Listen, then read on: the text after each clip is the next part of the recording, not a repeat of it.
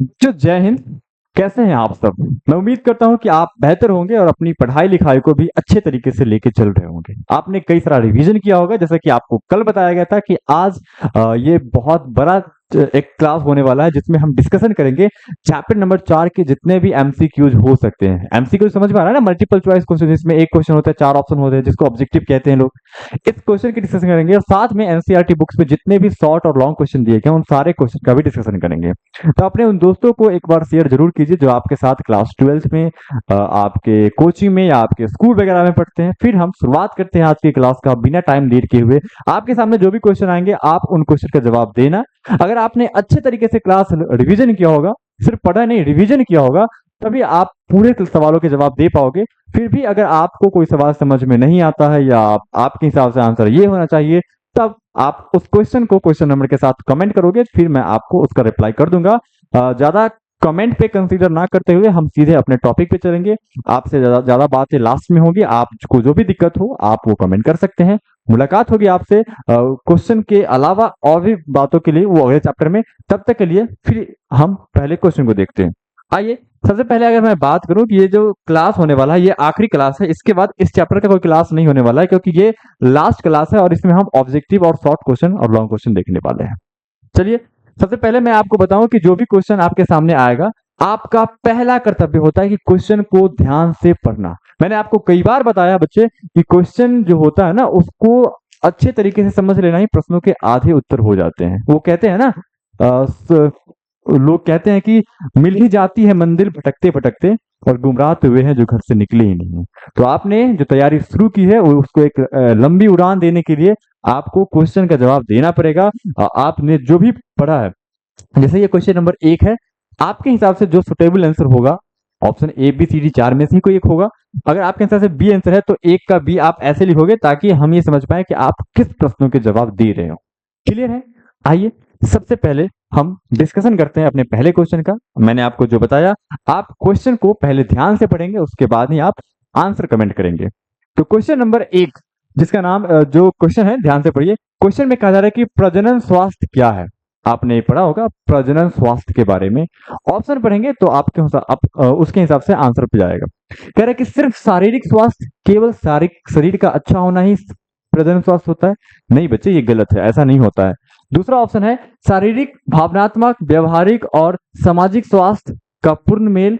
तीसरा ऑप्शन है सिर्फ मानसिक स्वास्थ्य और सिर्फ यौन अंगों का स्वास्थ्य। ये भी गलत है, ये भी गलत है। सिर्फ यौन अंगों का स्वास्थ्य ही अच्छा नहीं होता है। मैंने आपको शुरू में बताया था, पहला टॉपिक था कि केवल शारीरिक रूप से अच्छा होना या केवल मानसिक रूप से अच्छा होना नहीं, वो शारीरिक रूप से, मानसिक रूप से, भावनात्मक रूप से और जन्म संबंधी सारी पहलुओं सहित वो अच्छा है, तब उसको बेहतर स्वस्थ व्यक्ति कहा जा सकता है। तो आंसर क्या होगा? ऑप्शन नंबर बी हमारा बिल्कुल सही होगा। क्लियर है? क्वेश्चन नंबर 1 में किसी बच्चे को कोई दिक्कत नहीं। आगे देखते हैं क्वेश्चन नंबर 2। सारे टॉपिक से क्वेश्चन लिए गए हैं बच्चे, इसलिए आपको सारे टॉपिक रिवाइज करने चाहिए थे। फिलहाल देखते हैं, जिस क्वेश्चन में आपको ना समझ में आप उसे कंसीडर करके ध्यान से देखो। ठीक है? परिवार नियोजन कार्यक्रम, जिसे हम फैमिली प्लानिंग कहते हैं, किस वर्ष शुरू किया गया था? बताया था मैंने आपको, परिवार नियोजन कार्यक्रम फैमिली प्लानिंग, जिसमें यह बताया गया था कि 2 ही बच्चे को जन्म दीजिए, छोटा परिवार सुखी परिवार, 2 बच्चे हैं मीठी खीर, उससे ज्यादा बाबा से, ऐसे कई प्रकार के स्लोगन दिए जाते थे। तो कब शुरू किया गया था? तो बताया था मैंने कि भारत की आजादी के जस्ट बाद 1951 ईस्वी में पहली बार जब जनगणना हुई थी, उसके जस्ट बाद इसकी शुरुआत की गई थी। 1951 में फैमिली प्लानिंग की शुरुआत हुई थी। तो आंसर क्या होगा? Option number B. Next question की बात करें, आरसीएच का पूर्ण रूप क्या है? मैंने आपको पढ़ाया था, आरसीएच परिवार नियोजन का ही दूसरा नाम होता है, जो कि 1997 के आसपास इसको 1991 में बदल दिया गया था नाम। इसका पूरा नाम क्या होता है ये आपसे पूछा गया। मैंने बताया था reproductive and child health care programme कहा जाता है। ऑप्शन देखिए, रिप्रोडक्टिव एंड कॉन्ट्रासेप्टिव हेल्थ गलत है, ये नहीं था। Reproductive and child health care ये सही है। तो आंसर क्या होगा? Option number B. अगला भी पढ़ सकते हैं आप, रिप्रोडक्टिव एंड कम्युनिटी हेल्थ ये भी गलत है। रिप्रोडक्टिव एंड क्लिनिकल हेल्थ ये भी गलत है। मैंने आपको पढ़ाया था लेक्चर नंबर 1 में ही, आरसीएच का पूरा नाम reproductive and child health care होता है। क्लियर है ना? आगे समझते हैं क्वेश्चन नंबर 4। फुल फॉर्म से भी सवाल आते हैं, इसलिए हमने फुल फॉर्म से सवाल दिए हैं, आगे भी आएंगे। यौन संचारित रोग, जिसे बोलते हैं सेक्सुअल ट्रांसमिटेड डिजीज, बहुत अच्छे से पढ़ाया आपको, 8 बीमारियों के बारे में पढ़ाया है। जिसको हम एसटीडी बोलते हैं, सेक्सुअली ट्रांसमिटेड डिजीज, का उदाहरण कौन है? मतलब इसमें से कौन सा वो रोग है जो सेक्स के वजह से फैलता है? मैंने आपको 8 बीमारियों के नाम बताए थे, ध्यान दीजिए। क्या कैंसर सेक्स से फैलता है? नहीं, ये गलत है। कैंसर तो ये संचारित रोग है, लेकिन वो यौन संचारित रोग नहीं है। हमें यौन संचारित रोग बताने हैं। निमोनिया नहीं बच्चे, निमोनिया जिसमें आपने सुना होगा, निमोनिया जिसमें फेफड़ा के अंदर पानी भर जाता है, ये बच्चों में ज्यादातर होता है, तो ये भी नहीं है। सिफिलिस, यस सिफिलिस आपको पढ़ाया था, दूसरा बीमारी, ये एक यौन संचारित रोग है, तो ये आपको ध्यान रखना है। मलेरिया ये भी यौन संचारित रोग नहीं है, तो आंसर क्या होगा? Option number C. क्लियर है? क्वेश्चन नंबर 5 की बात करें, 4 हो गया अपना, 5 नंबर ये, निम्नलिखित में से कौन सा रोग यौन संचारित नहीं है? अब इस 4 ऑप्शन में आपको यह ध्यान देना है कि कौन सा रोग ऐसा है जो यौन संचारित नहीं है, मतलब सेक्स की वजह से नहीं फैलता है। पहला ऑप्शन सुजाक, मैंने आपको पढ़ाया था, सुजाक, प्रमेय या गोनोरिया पहला बीमारी था, ये तो यौन संचारित है, तो ये इसका आंसर नहीं होगा, क्योंकि हमसे कह रहा है कि कौन नहीं है, शब्दों पे ध्यान देना है आपको। दूसरा ट्राइकोमोनियासिस, ये भी एक यौन संचारित रोग ही है बच्चे, जो प्रोटोजुआ की वजह से होता है, मैंने आपको पढ़ाया था। एड्स, ये भी एक फेमस यौन संचारित रोग है। हैजा जो है वो एक यौन संचारित रोग नहीं है, तो आंसर क्या होगा? ऑप्शन नंबर, देखो ये नहीं है यौन संचारित, लेकिन हमसे पूछा गया है यौन संचारित रोग कौन नहीं है, तो आंसर अपना होगा ऑप्शन नंबर डी। ये सब आंसर नहीं होंगे, क्यों नहीं होंगे? क्योंकि ये सब एक यौन संचारित रोग है, लेकिन हमसे पूछा गया है कि कौन यौन संचारित रोग नहीं है। क्यों? आ रहा है ना सवाल समझ? क्वेश्चन बन रहा है ना आपसे? इसी प्रकार से कमेंट करते रहिए। कुछ लोग ऐसे हैं जो कमेंट नहीं भी कर रहे हैं, ये गलत बात है। आप अगर जानते हैं तो बिल्कुल कमेंट कीजिए, कमेंट करने से आपके हाथ थोड़ी सी दुखेंगे, ऐसी कोई बात नहीं है। चलिए क्वेश्चन नंबर 6 की बात करें, गर्भ निरोधक, जिसको हम बोलते हैं कंट्रासेप्टिव, मतलब प्रेगनेंसी से बचने के लिए गोलियों में मुख्य रूप से क्या होता है? जो गर्भ निरोधक गोलियां होती है, जो पिल्स होती है, उसमें क्या रहता है? ऑप्शन प्रोजेस्टेरॉन और एस्ट्रोजन का संयोजन, सिर्फ एस्ट्रोजन, सिर्फ प्रोजेस्टेरॉन और टेस्टोस्टेरोन। तो मैंने आपको बताया था कि इसमें एस्ट्रोजन और प्रोजेस्टेरॉन दोनों होता है, जिसकी वजह से ये प्रेगनेंसी को रोकता है। क्लियर है? अगला क्वेश्चन, क्वेश्चन नंबर 7, सहेली, आपको बताया था सहेली के बारे में। सहेली एक हमारे यहाँ की देसी दवा है, जो कि लखनऊ में बना था, यूपी में।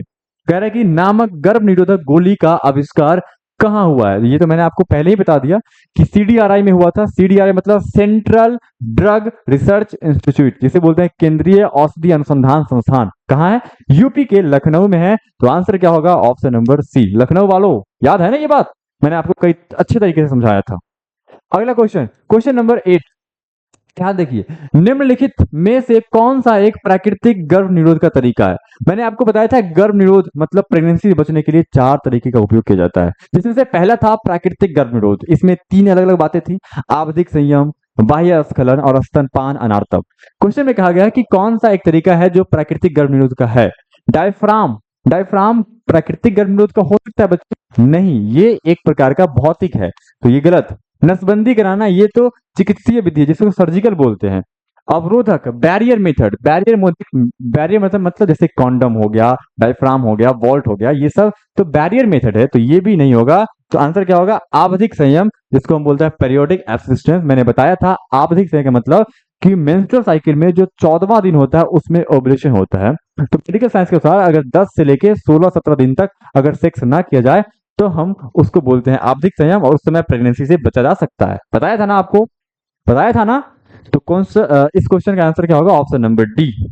आगे क्वेश्चन नंबर 9, जिसको बोलते हैं एमटीपी, मतलब पूरा नाम आपको बताना है, मैं आपको अभी बोल देता मैं, बट नहीं बोलूंगा इसका पूर्ण रूप क्या है। ये क्वेश्चन आपके लिए छोड़ा जा रहा है। बहुत डिटेल से मैंने आपको एमटीपी के बारे में बताया था। एमटीपी क्या होता है कई बार बताया था। एमटीपी क्या है, एमटीपी एक्ट कब लागू हुआ, ऐसे बहुत सारे क्वेश्चन आपको बताया था।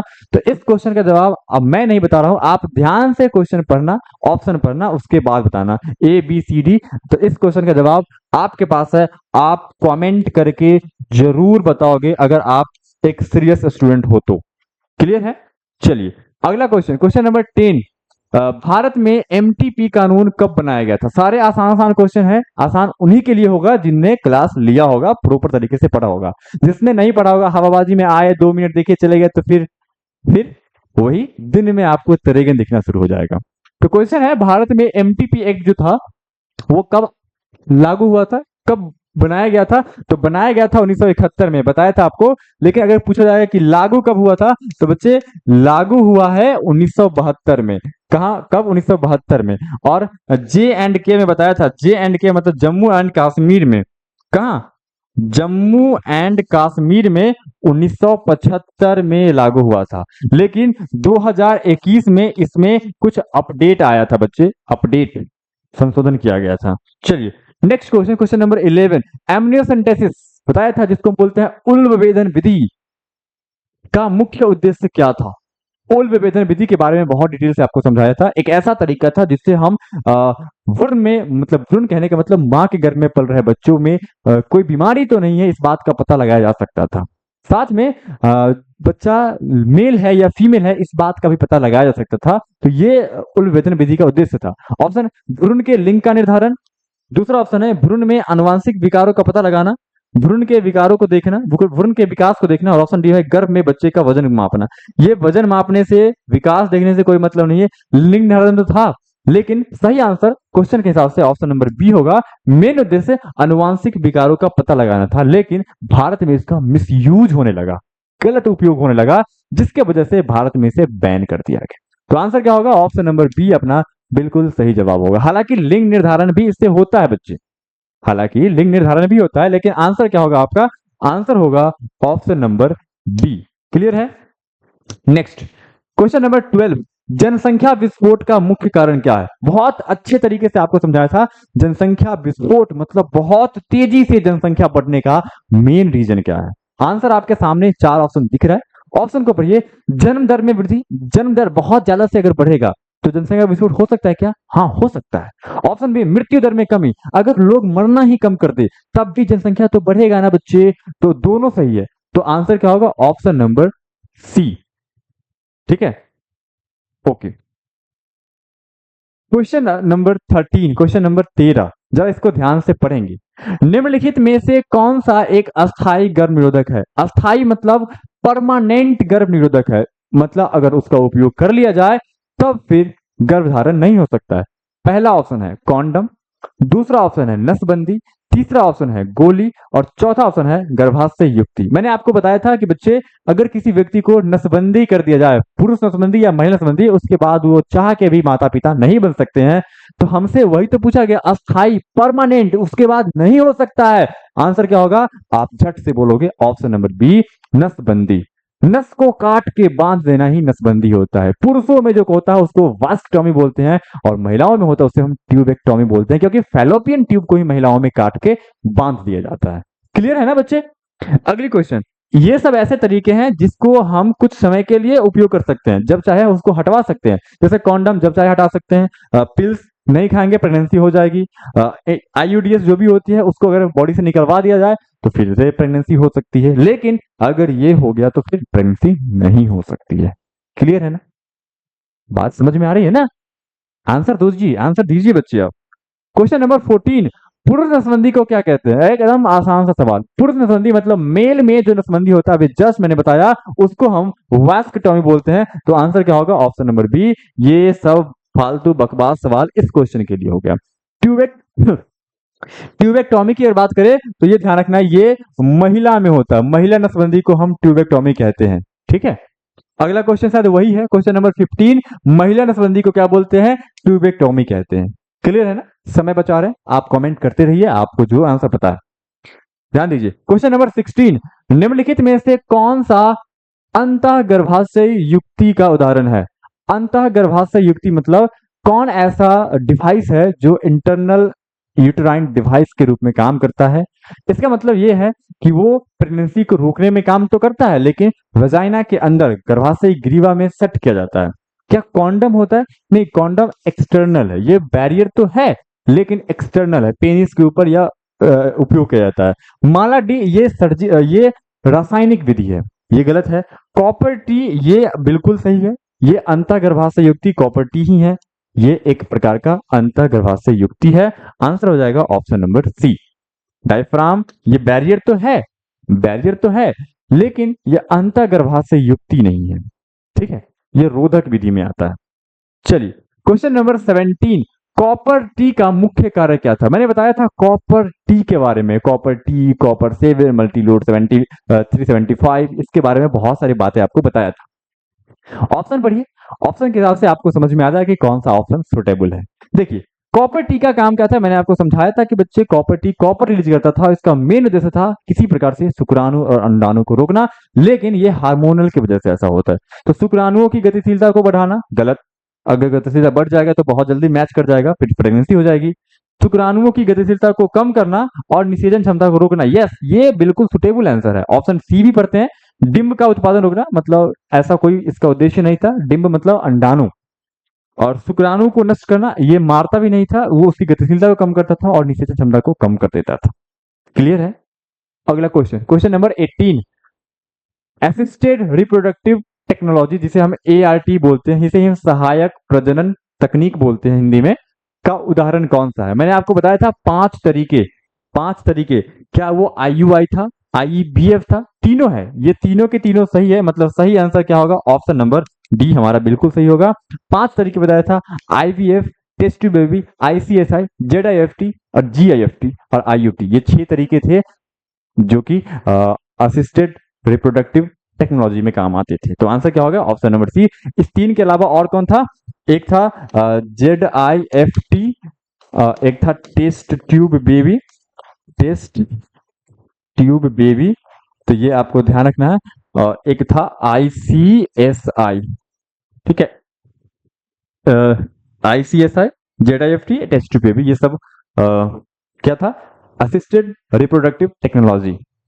अगला क्वेश्चन नंबर 19, IVF का पूरा नाम, बहुत आसान, मैंने आपको बताया है, कल के क्लास में आपको पढ़ाया है, इन विट्रो फर्टिलाइजेशन बोलते हैं। क्या बोलते हैं? In vitro fertilisation. Answer number option number B.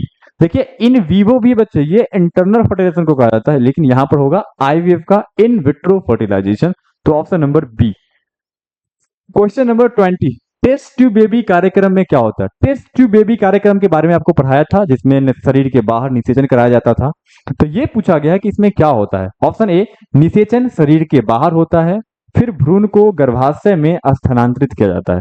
निषेचन जो होता है वो शरीर के बाहर होता है, ये बात तो सही है, फिर भ्रूण को गर्भाशय में स्थानांतरित होता है। ऑप्शन बी भरिए, निषेचन शरीर के अंदर होता है, ये तो बिल्कुल गलत है। ऑप्शन सी, भ्रूण का विकास टेस्ट ट्यूब में होता है और अंडाणु और शुक्राणु का सीधे गर्भाशय में स्थानांतरण होता है, ये भी गलत है। 2 ऑप्शन फुल्ली गलत है। अब इन दोनों में सोचने को सकता है। टेस्ट ट्यूब बेबी जो होता है बच्चे, इसमें भ्रूण का विकास टेस्ट ट्यूब के अंदर ही होता है, भ्रूण का विकास टेस्ट ट्यूब के अंदर ही होता है। तो आंसर क्या होगा? ऑप्शन नंबर सी हमारा बिल्कुल सही है। हालांकि ऑप्शन ए के साथ भी जा सकते थे, इसमें ऐसा भी होता है, लेकिन वो एक्चुअली में IVF का तरीका होता है, जिसमें निषेचन केवल बाहर होगा, बाकी को इम्प्लांट कर दिया जाता है। ठीक है, आपने सुना होगा, ये जो भारत के अमीर आदमियों में से एक है जिसका नाम है मुकेश अंबानी, उसके जो बेटे हैं छोटे वाले और जो बेटी है वो टेस्ट ट्यूब का ही प्रोडक्ट है, टेस्ट ट्यूब का ही प्रोडक्ट है वो, उसके माँ ने, नीता अंबानी ने जन्म नहीं दिया उसे। आगे क्वेश्चन नंबर 21, GIFT का पूरा नाम मैंने बताया था, गैमेट इंट्रा फैलोपियन ट्रांसफर। तो बिना देर किए हुए ध्यान से पढ़ना है, गैमेट इंट्रा फैलोपियन ट्रांसफर पहला तो सही है, दूसरा भी इनर किया है तो ये गलत हो जाएगा। गैमेट इन विट्रो ये गलत है, गैमेट इन विवो नहीं, तो gamete intra fallopian transfer option number A हमारा बिल्कुल सही होगा। अगला क्वेश्चन, क्वेश्चन नंबर 22, ध्यान देंगे, GIFT का पूरा नाम, जाइगोट इंट्रा फैलोपियन ट्रांसफर, है ना आसान? आप लोग कमेंट करके बताना इसका सही जवाब कौन होगा, ABCD मैंने आपको बोल दिया, लेकिन ढूंढना ध्यान से जाइगोट का, सॉरी, GIFT का पूरा नाम। क्लियर है? चलिए next question, question number 23, WHO जिसका पूरा नाम वर्ल्ड हेल्थ ऑर्गेनाइजेशन होता है, के अनुसार प्रजनन स्वास्थ्य का क्या अर्थ है? WHO ने क्या बताया था प्रजनन स्वास्थ्य के बारे में? ऑप्शन को पढ़ेंगे आपको क्लियर हो जाएगा।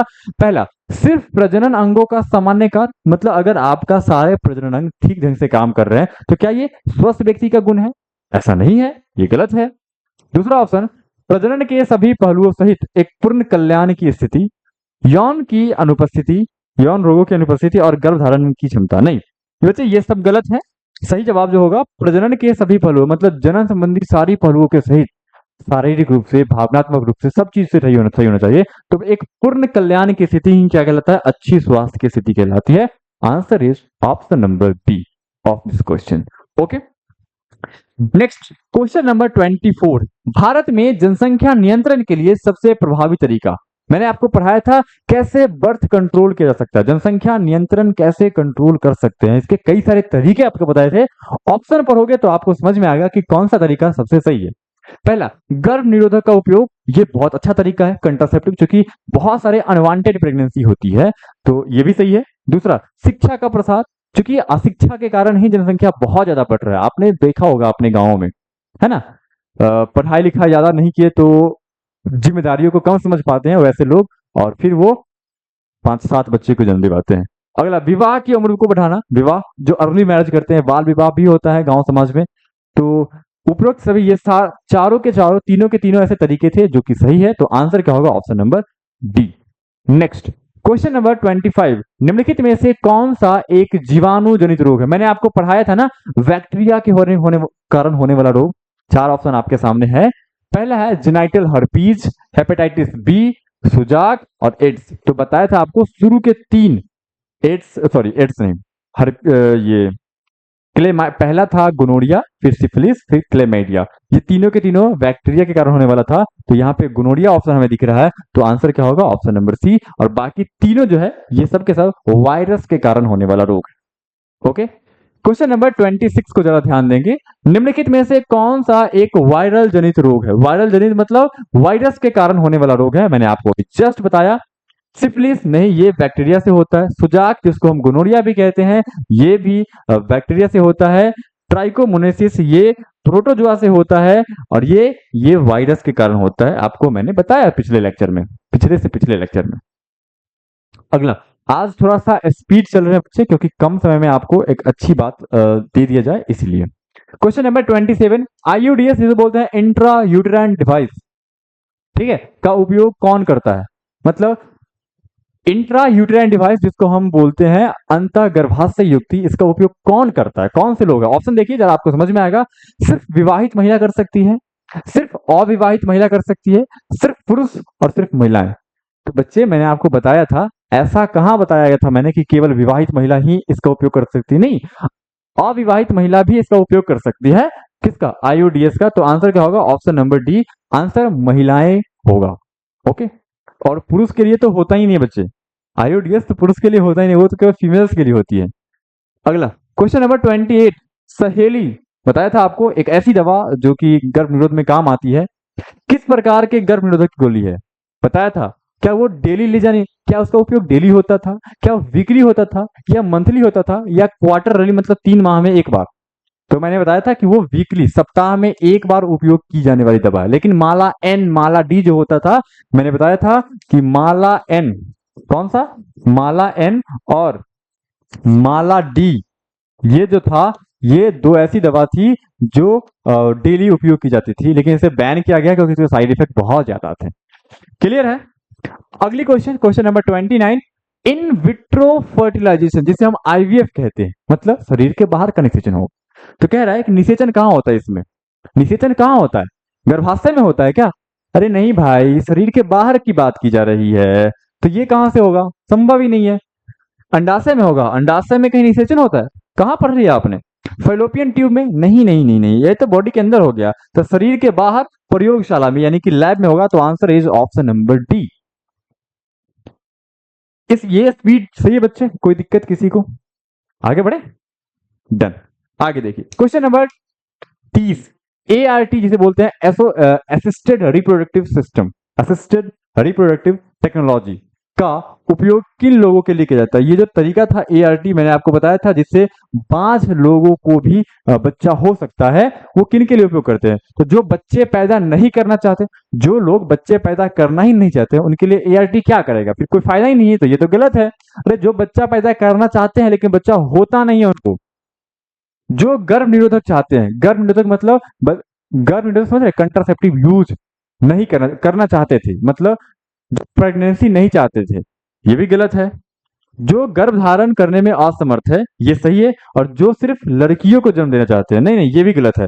ऐसा थोड़ी है कि ART में केवल लड़का ही जन्म लेता है या लड़की, ऐसी कोई बात नहीं, वो लड़का लड़की दोनों हो सकता है, वो डिपेंड करता है गुणसूत्र पे बच्चे। तो जो गर्भ धारण करने में असमर्थ है, जिनको दिक्कत है, जो बांझ के रूप में है, जो प्रेगनेंसी करने में सक्षम नहीं है, वैसी महिलाओं के लिए ART आया था। क्लियर है? Next question number 31। विश्व स्वास्थ्य संगठन, जिसे हम WHO यानी कि वर्ल्ड हेल्थ ऑर्गेनाइजेशन कहते हैं, द्वारा यौन संचारित रोगों, जिसको हम STD भी कहते हैं, से बचने के लिए क्या सुझाव है? मतलब WHO ने क्या वो तरीका बताया था जिससे हम सेक्सुअली ट्रांसमिटेड डिजीज, जिसको हम यौन संचारित रोग यानी कि यौन से फैलने वाले रोग के बारे में से बच सकते हैं। ऑप्शन देखिए जरा। यौन संबंधों के दौरान कॉन्डोम का उपयोग, मैंने बताया था ना कि यौन से पहले कॉन्डोम का यूज करना चाहिए, ये तो सही है। अगला ऑप्शन, अनेक यौन साथियों से बचना, मतलब कई मल्टीपल पार्टनर के साथ संबंध नहीं बनाना चाहिए, ये भी सही है। यौन क्रिया के तुरंत बाद पानी से धोना, हाँ बिल्कुल सही है, जब भी सेक्स हो उसके बाद जो प्राइवेट पार्ट है उसको धोना चाहिए गंदगी से बचाने के लिए। यानी कि ऑप्शन अगला है, सॉरी ये गलत है, तीसरा गलत है, क्योंकि उसके जस्ट बाद, यौन से पहले धोना था, बाद नहीं। केवल ए और बी, तो केवल ए और बी सही है, तो आंसर क्या होगा? ऑप्शन नंबर डी हमारा फुल्ली करेक्ट होगा। ठीक है बच्चे, ये दोनों तो सही है, तो ये वाला हमारा फाइनल आंसर यही अपना करेक्ट होगा। ओके, चलिए क्वेश्चन नंबर 32 देखिए, निम्नलिखित में से कौन सा रोग HIV, बताया था ना HIV, human immuno deficiency virus के कारण होता है? कौन सा वो रोग है जो HIV नाम के वायरस से होता है? इस क्वेश्चन का जवाब तो मैं नहीं देने वाला। आंसर देखिए, ऑप्शन 4 आपके सामने है और इसका आंसर आप कमेंट में दबा के मारिए। कौन सा आंसर सही होगा आप इसे जरूर कमेंट करोगे बच्चे, जरूर सारे बच्चे, जो जो आप क्लास देख रहे हो सारे बच्चे कमेंट करो।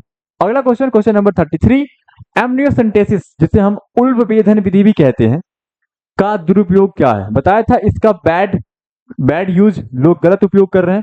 पहला, आनुवांशिक विकारों का पता लगाना, ये तो सही उपयोग था, हमसे पूछा गया है गलत उपयोग, दुरुपयोग पूछा गया है, तो ये तो आंसर नहीं हो रहा। अगला, जन्म से पहले बच्चे के लिंग का पता लगाना, यस यस यस। तीसरा, गर्भावस्था का पता लगाना, नहीं ये उसका दुरुपयोग था, बाकी ये अच्छा उपयोग है। ओके, तो answer is option number B. Question number 34, जनसंख्या वृद्धि को नियंत्रित करने के सबसे प्रभावी तरीका कौन सा है?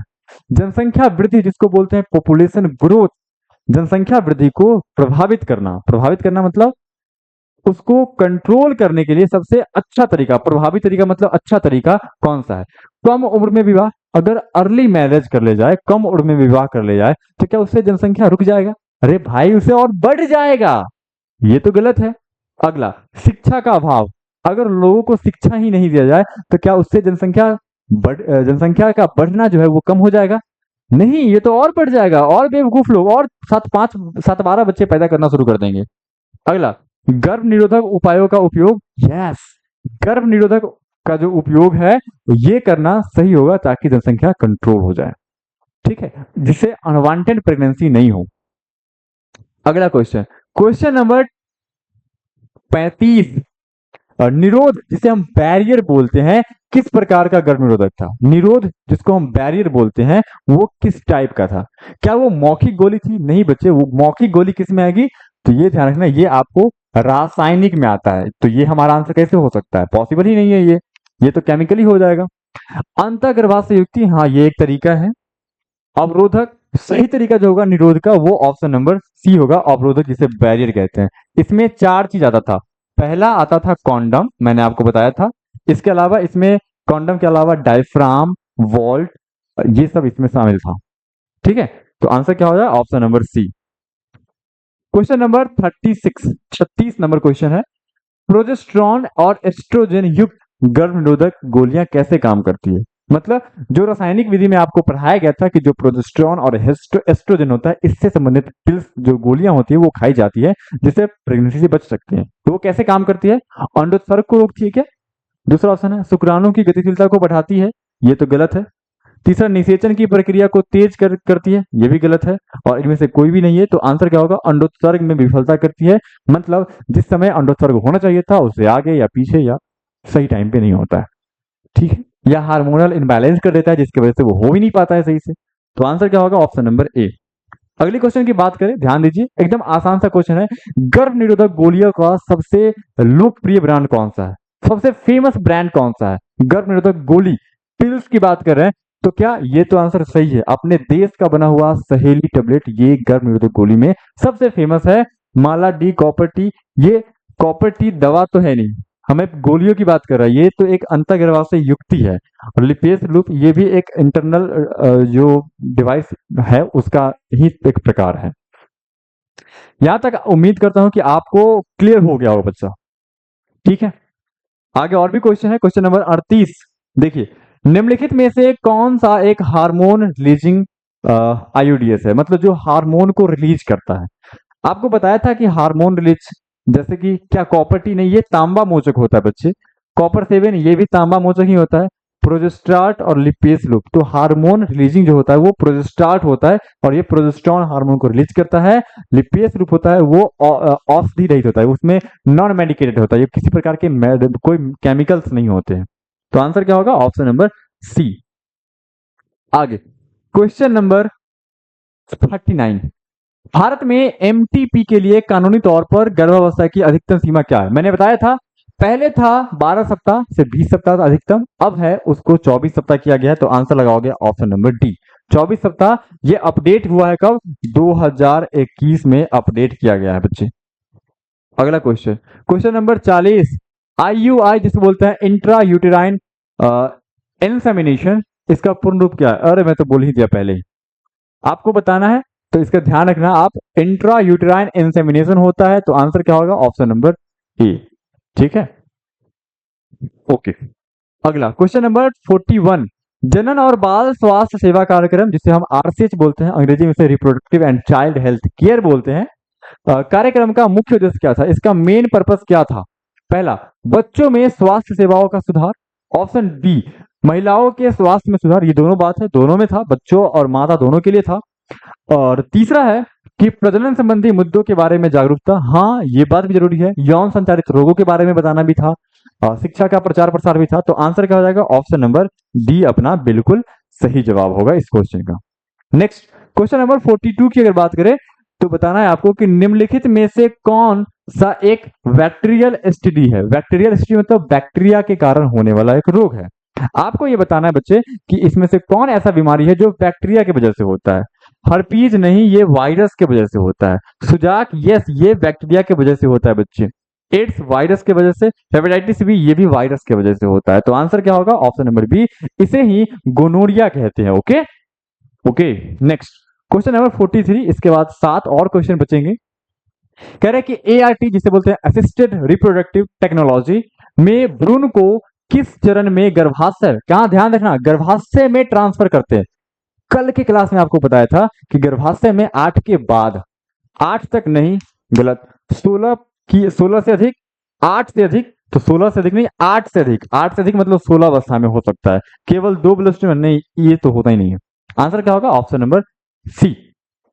अगला क्वेश्चन, निम्नलिखित में से कौन एसटीडी इलाज योग्य है। बताया था कि कुछ ऐसी भी एसटीडी है, कुछ ऐसी भी सेक्सुअल ट्रांसमिटेड डिजीज है जिसका कोई इलाज नहीं है बच्चे, जैसे कि हेपेटाइटिस हो गया, जेनाइटल हर्पीज हो गया, इसका कोई इलाज नहीं है। एड्स का कोई इलाज नहीं है। तो कह रहे हैं कि कौन इलाज के योग्य है। सिफिलिस, सुजाक, ट्राइकोमोनासा उपसर्पित, तो ये सब के सब ऐसे हैं जिनका इलाज हो सकता है। इलाज किसका नहीं हो सकता है, तो इलाज ध्यान रखना है आपको, हर्पीज जो होता है, जिसको हर्पीस लिखते हैं, इसका इलाज नहीं हो सकता है। इसके अलावा आप ध्यान रखना, एड्स का नहीं लिखते हैं, नहीं इलाज हो सकता है। इसके अलावा हेपेटाइटिस बी जो होता है, हेपेटाइटिस बी जो होता है, इसका इलाज नहीं हो सकता है बच्चे, ध्यान रखना। आपको एक क्वेश्चन दिया जा रहा है कि एड्स का पूरा नाम आप कमेंट करो, एड्स का पूरा नाम क्या होता है। फिलहाल आगे बढ़ते हैं। Question number 45। नसबंदी जिसको बोलते हैं, पुरुष में भी हो सकता है, महिलाओं में हो सकता है। कह रहे कि नसबंदी के बाद अगर किसी मेल या किसी फीमेल में नसबंदी करा दिया जाए तो उसके बाद क्या यौन इच्छा जो होती है, यौन इच्छा आप समझ रहे हो, यौन इच्छा में कोई कमी आ सकती है क्या, यौन इच्छा में कोई कमी आ सकती है क्या। ऐसी बात नहीं है मुन्ना, यौन इच्छा में कोई कमी नहीं आता है। यौन इच्छा में कमी तभी आता है बच्चे जब टेस्टिस या अंडाशय ही काट के हटा दिया जाए। लेकिन इससे ये मतलब ये नहीं है कि गैमिट नहीं बना, गैमिट बन रहा है लेकिन गैमिट ट्रांसफर नहीं हो रहा है। बात समझ पा रहे हैं आप, गैमिट बन तो रहा है लेकिन गैमिट ट्रांसफर नहीं हो रहा है। क्लियर है ना। तो इससे यौन इच्छा में कोई कमी, उतना ही इच्छा करेगा सेक्स करने का, हाँ हमेशा, हाँ कभी कभी नहीं, यह यौन इच्छा को प्रभावित नहीं करता है। तो आंसर हो जाएगा ऑप्शन नंबर सी। जो रेपिस्ट होते हैं ना, रेपिस्ट का रेपिस्ट का एक ही इलाज है, उसको बहुत ज्यादा दर्दनाक मौत देना चाहिए, दर्दनाक मौत, ऐसा मौत कि सामने वाले देखने वाले जो भी लोग हैं उसका रूह कांप जाए। और ऐसे वीडियोस को यूट्यूब पर या सारे सोशल मीडिया पर देना चाहिए। जो भी बलात्कारी हैं उनको इतना दर्दनाक मौत देना चाहिए कि जो भी उसको देखेगा उसका दिल दहल जाएगा कि ऐसी गलती सपनों में भी ना कर सके, सपनों में भी ना कर सके। तो हकीकत की तो बात ही है। लेकिन हमारी सरकार, निकम्मी सरकार, गधी सरकार इस सब बातों पर ध्यान ही नहीं देती है। उसको बहुत दर्दनाक, जितना दर्दनाक हो सके उतना दर्दनाक मौत देना चाहिए। और दूसरा ये तरीका है कि उसका टेस्टिस ही हटा देना चाहिए। टेस्टिस जब तक नहीं, टेस्टिस बॉडी में होता है तो ही टेस्टोस्टेरोन बनता है। बच्चे, आपको पढ़ाया था लेडिक सेल ही टेस्टोस्टेरोन बनाता है, और जब तक ये रहेगा तब तक मेल का फीमेल के प्रति अट्रैक्शन होता ही रहेगा, चाहे एज कोई भी हो जाए। हर मेल का फीमेल के प्रति अट्रैक्शन होता रहता है, क्योंकि बॉडी में वही हार्मोन है जो अट्रैक्शन रिलीज करता है, अट्रैक्शन बनाता है। अगर वो हार्मोन ही नहीं रहेगा, मतलब टेस्टिस ही ना रहेगा, तो टेस्टोस्टेरोन ही नहीं बनेगा, फिर वो किसी भी महिला की तरफ अट्रैक्ट हो ही नहीं सकता है। तो एक ये भी तरीका हो सकता है, लेकिन ऐसे तरीके नहीं, उसको बहुत बेरहम मौत देना चाहिए, मौत तो होनी चाहिए उसको। अगला क्वेश्चन, क्वेश्चन नंबर 46, जनसंख्या विस्फोट जिसको बोलते हैं पॉपुलेशन एक्सप्लोजन का मुख्य कारण क्या है? बताया था आपको, जनसंख्या विस्फोट मतलब जनसंख्या का तेजी से ग्रोथ करना। क्या होता है, क्या कारण है उसका? असुरक्षित यौन संबंध, मतलब ऐसे सेक्सुअल लाइफ जिसमें कोई कंजर्वेशन ना हो, सुरक्षा ना हो। दूसरा ऑप्शन है अपने पास गर्भावस्था का कम होना, ये भी गलत है। अविवाहित जोड़ों की संख्या में वृद्धि, ऐसी बात नहीं है। शिक्षा के अभाव और अंधविश्वास, हाँ ये भी हो सकता है, लेकिन इसका मुख्य कारण है असुरक्षित यौन संबंध, अनवांटेड प्रेगनेंसी के कारण ऐसा होता है। ये भी एक रीजन है बच्चे, ये भी एक रीजन है, तो हम इस ऑप्शन के साथ भी जा सकते हैं। लेकिन सही जवाब अगर देखा जाए तो कोई एक ही होना चाहिए था, तो यहाँ पर हम एक अगला ऑप्शन, ई वाला ऑप्शन लगा लेते हैं, ए एंड डी, यही ऑप्शन सही होना चाहिए। ठीक है, देखिए मैंने आपको पहले बताया था कि इस चैप्टर में आपके थिंकिंग भी डिपेंड करेंगे, तो थोड़ा सा दिमाग लगाना चाहिए, सोचना चाहिए, क्योंकि आप वो 6 क्लास, 7 क्लास, 8 क्लास के बच्चे नहीं हो, आप 12th क्लास में हो, तो थोड़ी तो सोच बढ़ाओ, सोचो कि क्या हो सकता है ना। चलिए अगली क्वेश्चन, क्वेश्चन नंबर 47, आपातकालीन गर्भ निरोध जिसे हम इमरजेंसी कंट्रासेप्टिव बोलते हैं। मैंने बताया था कि जब इंटरकोर्स हो जाए उसके बाद भी प्रेगनेंसी को रोका जा सकता है। कैसे का उपयोग कब करते हैं? तो वो तो भाई आईपीएल के जरिए, आपको आईपीएल के बारे में बताया था, लेकिन ध्यान रखना उसको सेक्स के 72 घंटे के अंदर ही उपयोग करना होता है बच्चे, तो यौन संबंध से पहले, तो इमरजेंसी आईपीएल यौन से पहले नहीं होता है, यौन संबंध के 72 घंटे के भीतर। बिल्कुल सही जवाब है ऑप्शन नंबर बी, करेक्ट, गर्भ धारण के बाद और मासिक धर्म से पहले, ये सब बकवास ऑप्शन होगा इस क्वेश्चन के हिसाब से। आंसर क्या होगा? Option number B. मतलब अगर इंटरकोर्स होता है, किसी प्रकार का कोई गर्भ निरोध का उपयोग नहीं करते हैं, फिर भी प्रेगनेंसी से बच सकते हैं आईपीएल का उपयोग करके। कई प्रकार की दवा है, मैंने आपको बताया था वीडियोस में। चलिए क्वेश्चन नंबर 48, भारत सरकार द्वारा परिवार नियोजन कार्यक्रम, भारत सरकार जो परिवार नियोजन कार्यक्रम को प्रोत्साहित करने के लिए कौन से कदम उठाए थे, प्रमोट करने के लिए कौन सा स्टेप उठाया था? पहला, विज्ञापनों के माध्यम से जागरूकता, मैंने आपको बताया था आरसीएच के बारे में। गर्भ निरोधकी की मुफ्त उपलब्धता, छोटे परिवार को बढ़ावा, ये सभी, तो ये सभी के सभी उपलब्ध कराए गए। किसी भी सरकारी अस्पताल में जाएंगे तो मात्र 2 रुपए में कंट्रासेप्टिव का उपयोग, मतलब कॉन्डोम वगैरह लिया जा सकता है। तो ये मुफ्त तो नहीं था, लेकिन आंसर ये चारों होगा, option number D. Question number 49, ZIFT और GIFT मैंने आपको बताया है, पढ़ाया है, दोनों में क्या समानता है? दोनों में क्या समानता है? समानता एक ही है कि दोनों में निषेचन शरीर के बाहर होता है, ZIFT और GIFT। अंतर क्या है कि इस अंतर क्या है? समानता तो बता दिया, अंतर क्या होता है कि इसमें जो ट्रांसफर किया जाता है जाइगोट को, वो फैलोपियन ट्यूब में ट्रांसफर करते हैं, FT मतलब फैलोपियन ट्यूब, और इसमें दोनों हो सकता है, फैलोपियन ट्यूब में भी हो सकता है और यूट्रस में भी हो सकता है। कह कि दोनों में निषेचन शरीर के बाहर होता है, ये बहुत सुटेबल आंसर है। और दोनों में युग्मक का स्थानांतरण होता है, ये गलत है, युग्मक केवल इसमें होता है, इसमें जाइगोट होता है, G for gamete, Z for zygote. दोनों में युग्मकों का स्थानांतरण फैलोपियन नलिका में ट्यूब में होता है, ये भी गलत है, युग्मक तो होता ही नहीं है। दोनों में निषेचन गर्भाशय में होता है, ये भी गलत है, तो answer is option number A. किसी बच्चे को कोई दिक्कत? अब आपके सामने एक आखिरी क्वेश्चन आ रहा है ऑब्जेक्टिव सेशन का, 50 नंबर क्वेश्चन, निम्नलिखित में से कौन सा अवरोधक विधि का उदाहरण है? अवरोधक विधि का उदाहरण, नहीं है बच्चे, ध्यान रखना, यहाँ पर नहीं लिखा गया है। अवरोधक विधि बताया था, इसमें 4 आपको पढ़ने थे। कौन कौन? कॉन्डम पढ़ना था, डायफ्राम पढ़ना था, इसके अलावा वॉल्ट पढ़ना था। तो ये आपको ध्यान रखना है। और एक और था, डायफ्राम, कॉन्डम, वॉल्ट, एक और था, माइंड से निकल रहा है वो बात अभी। डायफ्राम था, कॉन्डम था, वॉल्ट था, एक था, हाँ, सर्वाइकल कैप था, सर्वाइकल कैप जिसको गर्भाशयी कैप बोलते हैं, वो था। तो कह रहे कि कौन उदाहरण नहीं है? कॉन्डम है, डायफ्राम है, सर्वाइकल कैप है, तो कॉपर टी जो है वो नहीं होगा। ये क्या है? तो बच्चे ये एक प्रकार का आईयूडी है, मतलब इंट्रा यूटेराइन डिवाइस होता है। मुझे उम्मीद है कि आप कितने क्वेश्चन का जवाब दे पाए। आप एक बार जरूर कमेंट करना कि इन 50 क्वेश्चन में से आप कितना सवाल सही है। अगर आपका 45 सही है या इससे ज्यादा सही है तो आप अच्छे हो, नाइस, नाइस या गुड कह लो, एक्सीलेंट कह लो। 50 में 50 है तो बहुत अच्छी बात है, लेकिन संभावनाएं मुझे कम लग रही है। फिलहाल जो भी हो आप बताओ जरूर। अब चलते हैं हम सब्जेक्टिव क्वेश्चन की तरफ। आप देख पाएंगे कि 12 सब्जेक्टिव क्वेश्चन आपके सामने दिए जाएंगे और उसको आपको बताने हैं। हम आपको आंसर बताएंगे नहीं बच्चे, हम क्वेश्चन को समझाएंगे, क्योंकि मैं आपको इतने अच्छे तरीके से पढ़ाया है हमने, तो आंसर आपको खुद लिखना चाहिए था। देखिए, मैंने आपको पिछले लेक्चर में बताया था, क्वेश्चन को ध्यान से पढ़िए, समझिए और तब आप आंसर कीजिएगा, ठीक है। हालांकि आंसर आपको यहाँ पे सब कुछ लिखा हुआ मिल ही रहा है। क्वेश्चन में कहा जा रहा है कि समाज में, हम जिस समाज में रह रहे हैं उसमें जनन स्वास्थ्य के महत्व, जो रिप्रोडक्टिव हेल्थ होता है उसके इंपॉर्टेंस के बारे में आपने अपने विचार प्रकट कीजिए। यहाँ पर से अलग हो जाएगा, प्रकट कीजिए। ये आपको बताना है कि आप क्या सोचते हैं रिप्रोडक्टिव हेल्थ के बारे में। हालांकि यहाँ पर जो जवाब है वो हम अपने हिसाब से लिखे हैं, आप चाहें तो इसके जवाब में आप बदली भी कर सकते हैं, चेंजिंग कर सकते हैं। आपने भी तो ये चैप्टर पढ़ा है कि आपके हिसाब से जो जनन का स्वास्थ्य है वो कैसा होना चाहिए।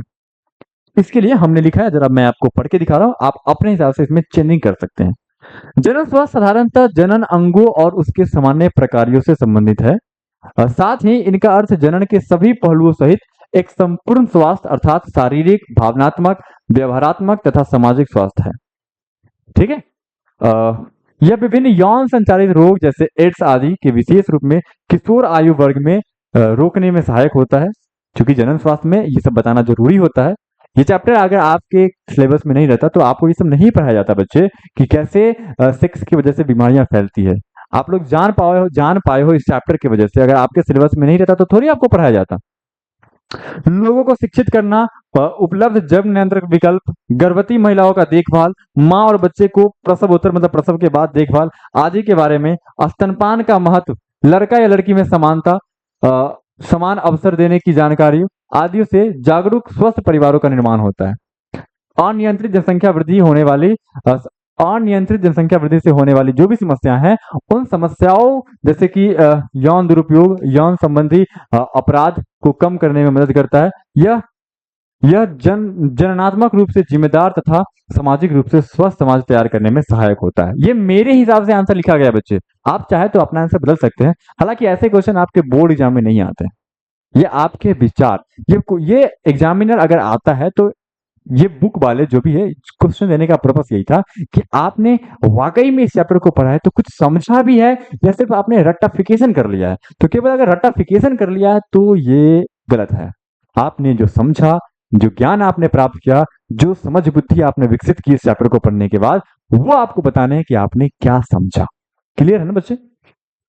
अगला क्वेश्चन है आपके सामने, जनन स्वास्थ्य के उन पहलुओं को सुझाएं जिन पर आज के परिदृश्य में ध्यान देने की जरूरत है। मतलब जनन स्वास्थ्य में बहुत सारी समस्याएं हैं, आपको बताना है कि उन बातों को आपको डिनोट करना है कि जो आज के लोगों को ध्यान देने की आवश्यकता है। जैसे ये सवाल भी आपके हिसाब से होनी चाहिए, आंसर आपके हिसाब से होनी चाहिए। हालांकि मैंने अपने हिसाब से आंसर लिखा है। पहला जो जिस पर ध्यान देने, परिदृश्य मतलब बहुत विशेष रूप से ध्यान देने की आवश्यकता है जनन स्वास्थ्य को लेकर के। लोगों में यौन संबंधी शिक्षा प्रदान करना। आपके अंदर यौन शिक्षा है, आपको सिखाया गया है सेक्स एजुकेशन के बारे में। मैंने आपको चैप्टर 3 चैप्टर 4 पढ़ाया ना, ये सेक्स एजुकेशन था। यौन से जुड़ी हुई बहुत सारी बात आपने जाना। तो लोगों को यौन शिक्षा संबंधी शिक्षा प्रदान करना, ताकि यौन संबंधी मिथ्या मतलब कई भी गलत धारणाएं हैं बच्चे, उन धारणाओं को दूर करने में सहायता मिलती है। बताया था ना आपको, कई सारे दूर दूर मतलब मिथ्या धारणा मतलब गलत बातें आप जानते थे, उसको मैंने सही किया इसी वजह से, इसी चैप्टर की वजह से। अगली बात है विद्यालय में यौन शिक्षा की पढ़ाई को बढ़ावा देना, स्कूल में भी सेक्स एजुकेशन को बढ़ावा देना, ताकि आप इसे ध्यान से समझ पाओ। अगर ये आपके सिलेबस में नहीं रहता तो आप नहीं जान पाते, सीधी बात है। कोई क्यों पढ़ाएगा भाई जो आपके सिलेबस में नहीं है, ठीक है। हालांकि हर माता को अपने लड़कियों को ये बात सिखाना चाहिए, लेकिन हम जिस समाज में रहते हैं वहां पे ऐसे शब्दों का उपयोग घर में बोलना टैबू माना जाता है, खराब माना जाता है। लेकिन एक माता अपनी बच्चियों को ये सब सिखा सकती है। कौन सिखाएगा? पिता तो सिखा नहीं सकते उसको। चलिए, तीसरा तरीका है लोगों को यौन संचारित रोगों के विषय में जानकारी देनी चाहिए। जो भी यौन संचारित रोग है, जैसे एड्स हो गया, गोनोरिया, सिफिलिस, बहुत सारे रोग हैं, उनके बारे में बताना चाहिए कि ये कैसे फैल रहा है, इसके क्या क्या लक्षण हैं। चौथा, जनसंख्या नियंत्रण के बारे में जानकारी। जनसंख्या को नियंत्रित करना भी देश के विकास के लिए जरूरी है, साथ में अपने परिवार के विकास के लिए जरूरी है। और पांचवा, मादा भ्रूण हत्या के विषय में जानकारी। मैंने आपको बताया था कि लोग पहले तो एमनियोसेंटेसिस कराते हैं, लिंग परीक्षण कराते हैं, फिर अगर लड़की है तो उसे मार दिया जाता है, लड़का है यानी कि राजा बेटा माना जाता है, जो कि एक गलत भावना है लोगों के अंदर। और छठा, जनन स्वास्थ्य संबंधी विभिन्न क्षेत्रों पर अनुसंधान को बढ़ावा देना चाहिए। मतलब जनन स्वास्थ्य को लेकर कई सारे रिसर्च भी होने चाहिए, जिससे और भी सुविधा मिल सके लोगों को। और सातवां, इसके बाद आपको खुद ही आप लिख सकते हैं। अगला क्वेश्चन, क्वेश्चन नंबर 3। जो भी क्वेश्चन आपके सामने आ रहा है, एक बार दिल छू के बताओ, क्या ये क्वेश्चन आपको पढ़ाया नहीं गया था बच्चे? क्या आपको इतना नहीं समझाया गया था कि आप इस मुद्दों पर अपने विचार को व्यक्त कर सको? अगर आपके अंदर अभी तक इतनी एबिलिटी नहीं आई है तो आप रट्टाफिकेशन कर रहे हो। रट्टाफिकेशन आपको घातक हो सकता है, आप समझिए। जरूरत पड़े तो दोबारा लेक्चर को देख लिया कीजिए। क्या विद्यालय में यौन शिक्षा आवश्यक है? क्या स्कूल में सेक्स एजुकेशन जरूरी है? यदि हाँ तो क्यों? इस क्वेश्चन में ध्यान रखिए, यदि हाँ तो क्यों। आप अगर ना लिख दोगे तो ये गलत है, ना लिख ही नहीं सकते हैं। सेक्स एजुकेशन जरूरी है, क्यों? क्यों जरूरी है? क्या ये नहीं था कि आपको अपने हिसाब से इसका जवाब लिखना चाहिए? हालांकि यहाँ पे मैंने अपने हिसाब से आंसर लिखा है। हाँ, आंसर होगा हाँ। क्यों? तो आपको रीजन बताने हैं बच्चे। रीजन क्या है? देखिए, यौन शिक्षा की पढ़ाई आवश्यक है। यौन शिक्षा से ही सही जानकारी मिल सके और यौन संबंधी विभिन्न पहलुओं के बारे में फैली भ्रांतियों मतलब गलत अवधारणाओं पर विराम लगाने में मदद कर सकती है। जो लोग जनन अंगों, यौन क्रियाओं और यौन संचारित रोग एवं एड्स के बारे में जानकारी या किशोरावस्था में किशोर आयु वर्ग के में जो भी लोग हैं, उससे जनन संबंधी स्वस्थ जीवन बिताने में सहायता होता है। यौन संचारित रोगों के बारे में या कैसे एक स्वस्थ जीवन जिया जा सके, इसके बारे में बताना जरूरी होता है। और ये बात कहाँ से मालूम चलेगा? बच्चा अपने आप नहीं जानता है, वो स्कूलों में ही सीखता है। इसीलिए स्कूल में भी सेक्स एजुकेशन होना चाहिए।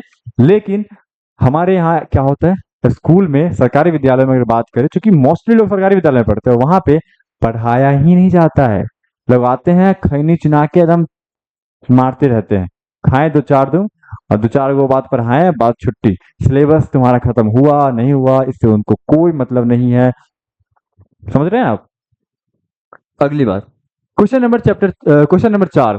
क्या आप मानते हैं कि पिछले 50 वर्षों के दौरान हमारे देश में जनन स्वास्थ्य में सुधार हुआ है? ये बात बताया था कि पिछले 50 वर्ष की तुलना, जैसे 1990 और 1950-40 के आसपास अगर बात करें, 1951 1960 के आसपास, उस समय जो हेल्थ फैसिलिटी थी और आज जो हेल्थ फैसिलिटी है, क्या अंतर नहीं है? पहले अस्पतालों की संख्या बहुत कम थे, बच्चों का जन्म घर पे हुआ करता था, बच्चे और माता में से बहुत सारे लोगों की मृत्यु हो जाती थी। लेकिन आज हर बच्चे का जन्म अस्पतालों में होता है, जो भी समस्याएं हैं उसको वहां पे ठीक किया जाता है। तो कह रहे कि यदि हाँ, अगर आपको लगता है कि सुधार हुआ है स्वास्थ्य सुविधा में, तो इस प्रकार के सुधार वाले कुछ क्षेत्रों का वर्णन करें। तो किस किस क्षेत्र में सुधार हुआ है ये आपको बताने हैं। आइए आपको मैं बताता हूं। पहला, सुधार तो हुआ है, कहां कहां हुआ है? तो पहला, भ्रूण हत्या पर प्रतिबंध लगाया गया है। बताया था ना, पीसीपीएनडीटी एक्ट लगाया था। उसमें क्या था, भ्रूण अगर मादा है गर्भ में तो आप हत्या नहीं करवा सकते हो। इसके अलावा यौन संचारित रोग, जो भी यौन संचारित रोग है उसमें उसको जल्दी पहचान कर उसके उपचार करने की सुविधा उपलब्ध कराई गई है। पहले ऐसा नहीं था। पहले तो बहुत सारी बीमारी ऐसी थी जिसका कोई इलाज ही नहीं था। आजकल बहुत सारे लोगों का इलाज आ गया, जैसे कोरोना वैक्सीन का इलाज, जब कोरोना जब बहुत जल्दी आ गया उसका इलाज। पहले पोलियो में बहुत सारे लोग मरते थे, है ना। अगला, यौन एवं बाल स्वास्थ्य सेवा कार्यक्रम लाया गया, जिसे हम आरसीएच कहते हैं। इससे लोगों को फायदा मिला। चौथा, शिशु परोपकार की सुविधा, शिशु पर ध्यान रखने की सुविधा बढ़ी। डॉक्टरों से निदान के लिए चिकित्सीय सुविधा में वृद्धि हुई। डॉक्टर हेल्प करते हैं, चूंकि मेडिकल में बहुत ज्यादा मदद करते हैं।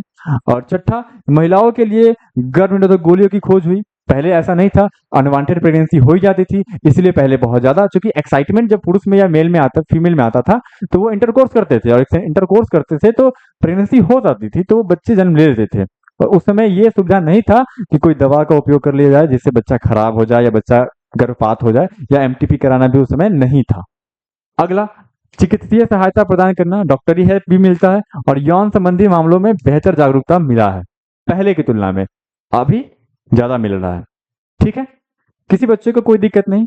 अरे ये सारे क्वेश्चन आपको पढ़ाए चुके बच्चे, आप सोच सोच के इसका आंसर लिख सकते हो। क्वेश्चन नंबर 5 की बात करें तो जनसंख्या विस्फोट के कारण, मैंने आपको पढ़ाया था जनसंख्या विस्फोट के कारण, जनसंख्या क्यों इतना तेजी से बढ़ रहा है। जैसे मृत्यु दर में बहुत कमी हो रही है, जनसंख्या वृद्धि बहुत बढ़ रहा है, शिशु मृत्यु दर में कमी हो रहा है, जनन आयु में कमी है, इसके वजह से अशिक्षा है, ये बहुत सारे रीजन है। तो इसमें यहाँ पे 3-4 पॉइंट लिखे गए हैं। ये मृत्यु दर में तीव्रता गिरावट, बहुत ज्यादा गिरावट है, मातृ मृत्यु दर में कमी है, शिशु मृत्यु दर में कमी है, और जनन आयु के लोगों की जनसंख्या में वृद्धि है। ठीक है, इसके अलावा आप देख सकते हैं अशिक्षा है, अशिक्षा है, ये बहुत बड़ा फैक्टर है, तो आप ध्यान रख सकते हैं, ये एक अलग फैक्टर है बच्चे। ओके, नेक्स्ट क्वेश्चन नंबर 6, ध्यान से देखो। क्वेश्चन में कहा है कि क्या गर्भ निरोधकों का उपयोग, जो कंट्रासेप्टिव उपयोग किया जाता है, क्या ये न्यायोचित है, क्या ये उचित है, इसका कारण आपको बताना है। क्या ये सही है, इसका रीजन आपको बताना है। कैसे होगा, क्या सही होगा, क्या लगता है आपको। देखिए, गर्भ निरोधकों के माध्यम से जनसंख्या वृद्धि पर रोक लगाया जा सकता है। ठीक है, क्योंकि गर्भ निरोधकों के उपयोग से गर्भधारण को टाला जा सकता है, तथा इसके इस्तेमाल से यौन संचालित रोगों से बचा जा सकता है। ठीक है, क्लियर हो गया यहां तक। ओके, अगला क्वेश्चन है, जनन ग्रंथि को हटाना गर्भ निरोधकों का विकल्प नहीं माना जा सकता है। जनन ग्रंथि को हटाना गर्भ निरोधकों का विकल्प नहीं माना सकता है, क्यों। जैसे जैसे मेल में और फीमेल में जनन ग्रंथि को हटा दिया जाए, जैसे कि अंडाशय काट के हटा दिया जाए, मेल में टेस्टिस काट के हटा दिया जाए, तो क्या ये जन्म नियंत्रण विकल्प का अच्छा विकल्प हो, गर्भ निरोधक का विकल्प हो सकता है। ये नहीं हो सकता है। बच्चे गर्भ निरोधक का उपयोग तभी कहते हैं जब प्रेगनेंसी नहीं चाहते हैं, लेकिन बाद में जब प्रेगनेंसी होनी चाहिए तब हो भी जाना चाहिए। अगर बाद में भी प्रेगनेंसी नहीं हुई तो ये तो बांझपन हो जाएगा, ये नहीं तरीका, तो ये अच्छा तरीका नहीं मान सकते हैं। तो जनन ग्रंथि को हटाना गर्भ निरोधक का विकल्प नहीं माना जा सकता है। क्यों, क्योंकि इससे अस्थायी बंध्यता हो जाएगा, मतलब उसके बाद वो कभी पिता या माता नहीं बन सकते हैं। लेकिन बाद में अगर पिता या माता बनने की इच्छा हो, तब अगर जनन ग्रंथि ही हट जाएगा कट के, तो फिर कैसे बन पाएंगे माता पिता, नहीं बन पाएंगे, तथा शरीर के लिए आवश्यक प्रमुख हार्मोनल का स्राव रुक जाएगा। क्योंकि अगर टेस्टिस काट के हटा दिया तो टेस्टोस्टेरोन नहीं बनेगा, फिर वो पिता नहीं बन सकता है, किसी भी हालत में एक्साइटमेंट ही नहीं आएगा, तो कैसे, हार्मोन तो बनेगा ही नहीं, गलत हो जाएगा ना फिर। तो ध्यान रखना है आपको कि जनन ग्रंथि को काट के हटाना गर्भ निरोधक का विकल्प नहीं हो सकता है। आगे क्वेश्चन नंबर 8, उल्ब वेधन एक घातक लिंग जांच प्रक्रिया है। आपको बताया था एमनियोसेंटेसिस के बारे में, जो हमारे देश में निषेधित है, बैन किया गया है इसे, क्योंकि यहाँ पे बहुत गलत उपयोग हो रहा था। क्या यह आवश्यक होना चाहिए। टिप्पणी करे, जहां भी ऐसे बात है टिप्पणी करे। टिप्पणी करे मतलब आपको कमेंट करना है। कमेंट मतलब ये आपको अपनी प्रेडिक्शन बतानी है, आप क्या सोचते हैं इसके बारे में। क्या भारत में एमनियोसेंटेसिस बैन होना चाहिए था, जिसके बारे में, जिससे हम भ्रूण में पल रहे बच्चों के अनुवांशिक विकारों का पता लगाते थे कि वो टर्नर सिंड्रोम तो नहीं है, कोई ऐसा अनुवांशिक विकार जिससे लोगों को खतरा तो नहीं हो सकता है। इस प्रकार की जानकारी प्राप्त होती थी इस टेस्ट से। लेकिन हमारे देश में बैन किया गया दुरुपयोग की वजह से, क्योंकि यहाँ पर लिंग जांच का उपयोग कर लिया गया, मतलब यहाँ पर गलत उपयोग किया गया। लड़का है या लड़की है इस बात का पता लगाया जाएगा। आप क्या सोचते हैं इसके बारे में। क्या ये भारत में बैन होना चाहिए था? क्या इसके बारे में आप सोचते हैं ये आपके हिसाब से जवाब होना चाहिए था? हालांकि मैंने अपने हिसाब से जवाब लिखा है कि उल्व वेधन, हाँ, आंसर होगा हाँ, ये हमारे देश में आवश्यक होना चाहिए था। उल्व वेधन निषेध आवश्यक है क्योंकि हमारे देश में शिशु लिंग के पता लगाने के लिए इसका दुरुपयोग किया जाता है तथा मादा भ्रूण होने पर उसे गर्भपात मतलब एमटीपी करा दिया जाता था, मार दिया जाता था लड़की को माँ के गर्भ के अंदर भी। आपने ऐसा बहुत सारे गाना भी सुना होगा जो कि इस बात को बढ़ावा मतलब कम बढ़ावा मिले, मतलब मादा भ्रूण हत्या को रोका जा सके। ऐसा वैसे कि बेटी भी बेटों की तरह मुट्ठी बांध के पैदा होती है। तो बहुत सारे तरीके हैं जिससे सरकार भी चाहती कि ऐसा ना हो, लेकिन लोग कुछ ज्यादा ही तेज बनने लगते हैं। 9वां क्वेश्चन है, ध्यान दीजिए। बंध दंपतियों के संतान पाने हेतु सहायता देने वाले कुछ विधियां बताएं। बंध दंपति मतलब जो बांझ दंपति है, जो कपल बांझ है, जिनको संतान नहीं होता है। तो बताया था उसके 5 अलग अलग तरीके हैं, जैसे कि टेस्ट ट्यूब बेबी है, आईवीएफ है, जेडाएफडी है, ये सब तरीका है जिसके द्वारा उन्हें संतान की प्राप्ति हो सकती है। तो वही आपको बताना था। क्या आपको नहीं था कि ये सब बात पढ़ाई गई है बच्चे? क्वेश्चन को ध्यान से पढ़िए, 2 बार 3 बार पढ़िए, सोचने समझने की कोशिश कीजिए। क्लियर है? जे ऐसे ही कई सारे क्वेश्चन आपके सामने और हैं जो कि पीडीएफ आपको मिल जाएगा। कोई भी क्वेश्चन में आपको समझने में दिक्कत नहीं होगा, ठीक है? तो सारे क्वेश्चन के आंसर आपको लिखे मिल जाएंगे, जैसे कि आप यहाँ देख पा रहे हैं। ये क्वेश्चन है, ये एक स्लाइड है, इस पे क्वेश्चन दिया गया है, फिर अगला स्लाइड है। ये सारे क्वेश्चन आपको मिल जाएगा, आप इसे पढ़ लेना, समझ में डेफिनेटली आ जाएगा, ऐसी गारंटी है मेरी। फिर भी अगर आपको लगता है कि कोई दिक्कत रह जाए तो आप मुझे जरूर बताना, कमेंट करना इसी वीडियो में। और ये चैप्टर अपना फाइनली कंप्लीट हो गया। हमने एक यूनिट को बहुत अच्छे तरीके से आपको पढ़ाया, पूरा 100% आपको दिया। अब आपके ऊपर डिपेंड करता है बच्चे कि आप इसका कितने बार रिवीजन करते हैं। जितनी ज्यादा बार आप रिवाइज करोगे उतना ज्यादा आपको फायदा मिलेगा इस बात का। तो आपके माता पिता आपकी सफलता से उम्मीद लगाए बैठे हैं, तो जब भी पढ़ने का मन ना करे एक बार अपने माता पिता के बारे में सोचना कि क्या आपके नहीं पढ़ने से आपके माता पिता खुश हैं? अरे आपके माता पिता आपके ऊपर जो एक्सपेंड कर रहे हैं, आपके जो फोन खरीद के आपको दिए हैं, आप जो कपड़े पहनते हैं, आपके बुक्स, आपके कॉपी, जो भी आपकी फैसिलिटीज है वो आपको देते हैं। ये बस और बस एक ही उद्देश्य है कि हमारा बेटा या हमारी बेटी जो भी है वो भविष्य में कुछ बेहतर करे। और आप इस समय का गलत उपयोग कर रहे हैं तो ये आप अपने पिता को धोखा नहीं दे रहे हैं, आप अपने आप को धोखा दे रहे हैं। लेकिन अफसोस इस बात का भी है कि आपको ये पता भी नहीं चल रहा है कि आप अपने आप को धोखा दे रहे हो। बात समझ रहे हो? बहुत बड़ी बात बोल रहा हूँ बच्चे। तो आप अपने समय को सही जगह, आप अपने एनर्जी को सही इंटेंशन के साथ सही जगह उपयोग कीजिए, बहुत आगे जाइएगा। तो आप ये कमेंट करके बताना आप लोग कि अगला जो भी चैप्टर्स बचे हुए हैं, 12 चैप्टर्स आपके आप और भी शेष हैं, कौन से चैप्टर की शुरुआत करनी चाहिए? ये आप लोग बताना। जिस चैप्टर पे ज्यादा पोल होगा हम उसी चैप्टर की शुरुआत करेंगे। मुलाकात होगी आपसे कल, कल नहीं नेक्स्ट क्लास में। तब तक के लिए जय हिंद। और आपको एक बात स्पेशल करना चाहते हैं कि रक्षाबंधन आने वाला है, कल रक्षाबंधन है, तो रक्षाबंधन के लिए आप सबको आगामी शुभकामनाएं। धन्यवाद।